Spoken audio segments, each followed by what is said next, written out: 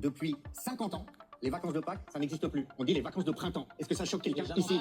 On a toujours dit les vacances de Pâques. Non, mais les vacances de Noël, on a toujours dit les vacances de Noël. Non, c'est bon, Daniel. Deuxième chose, il dit que la France doit être fière de son histoire. S'il est fier de la colonisation, c'est son problème. La France doit être fière de son histoire et fière de ses fêtes religieuses. Pas que c'est une fête religieuse. Noël, Gilles Verdez, tu dis que des bêtises. Ah là là, Gilles Verdez, toujours là pour le buzz. Ça se voit qu'il croit même pas en ce qu'il dit. Alors déjà sur le fait de changer les fêtes de noms par des noms plus neutres, parce que de leur mot dit que ce serait à cause des musulmans et tout ça. Alors en vrai c'est même pas les musulmans. En fait les musulmans sont un prétexte. À savoir que eux en vrai ils préfèrent vivre dans un pays religieux que athée. Donc s'il y a le nom Noël, Pâques et tout, ils s'en fichent. La source du problème, le noyau pourri, c'est une certaine frange des gens de gauche qui veulent tout déconstruire. La religion chrétienne et tout ça, c'était l'oppression d'avant et tout ça, donc ils veulent tout balayer. En fait, ils croient qu'ils font plaisir aux musulmans, vu que c'est une minorité oppressée, les pauvres, du coup il faut vraiment tout neutraliser, sous prétexte de laïcité. Alors voilà, je trouve ça complètement con. Si dans 500 ans, on aura des vacances en hiver et qu'il y aura absolument plus de Noël, plus de sapin et tout, là ça sera logique d'appeler ça des fêtes d'hiver, parce que ça aura changé complètement. Mais là, vu qu'on reste dans des logiques où à Noël, on fait des cadeaux, il y a des sapins, etc., et qu'à Pâques, on cherche les œufs et tout ça, on est dans cette optique-là de coutume chrétienne religieuse. Mais en fait, c'est pas grave, quoi.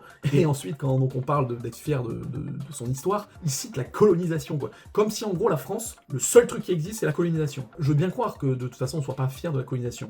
Mais, à un moment donné, si notre pays, la France, il a... Alors, je parle pas des 10 ou 20 dernières années, on est en train de s'effondrer. Mais je veux dire, si on en était jusque-là, on va dire jusqu'aux années 2000, c'est grâce aux colonisations. Et c'est grâce, en fait, à la puissance de la France. À savoir, à la puissance démographique, à la puissance guerrière, à la puissance stratégique et autres, qui fait qu'en fait, on a atteint ce niveau-là. Alors, je comprends qu'il y en a qui peuvent dire, mais moi, j'aurais très bien voulu être un pays de merde, ou un pays classé dans les centièmes, et voilà. Mais le fait est que, voilà, si aujourd'hui on a accès à plein de choses, à des prix, à tel truc, etc., à un pouvoir d'achat qu'on a eu jusqu'aux années 2000, c'est grâce à ça en fait, c'est grâce à toute cette richesse. Si vous pouvez aller aux vacances à Tahiti ou à La Réunion comme ça, c'est de la colonisation. Et en fait, même pareil, le prix de l'essence ou le prix de n'importe quoi, c'est parce qu'à un moment donné, on est colonisé en Afrique. Tout ce qui fait la France aujourd'hui, donc sans parler des 20 dernières années, est une résultante de notre histoire passée guerrière entre les autres pays européens, de notre puissance qu'on a eue, et ensuite, après, au 18e, 19e siècle, de la colonisation. Mais bon voilà, de toute façon, j'ai envie de dire, c'est l'histoire des pays en fait. Plus un pays est fort, plus il va coloniser. Les États-Unis, d'une certaine manière, ils colonisent. L'Europe a toujours colonisé. Regardez, nous on a pris l'Alsace-Lorraine, maintenant c'est à nous. À un moment donné, on a pris la Corse aussi aux Italiens. On a toujours colonisé des terres. Le royaume, ce qu'on appelle France, n'était pas comme ça dans nos frontières actuelles. Donc on a toujours colonisé. Et on va pas dire, bah ouais, mais là les Pays Basques, Biarritz, c'est français, c'est une honte. On n'en parle pas parce que ça a été assimilé tout ça, mais ça a été une colonisation.